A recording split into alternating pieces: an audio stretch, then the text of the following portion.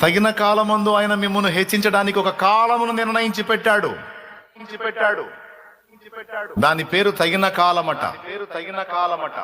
ఎప్పుడైతే నీవు ఆయన ఎదుట దీన మనస్కురాలివై ఆయన ముందుకు వచ్చావో, నిన్ను హెచ్చించడానికి ఒక టైంను దేవుడు డిసైడ్ చేసి పెట్టాడు. హల్లెలూయా, హల్లెలూయా. ఆ సమయం వచ్చినప్పుడు ఆయన నీ తలనెత్తుతాడు.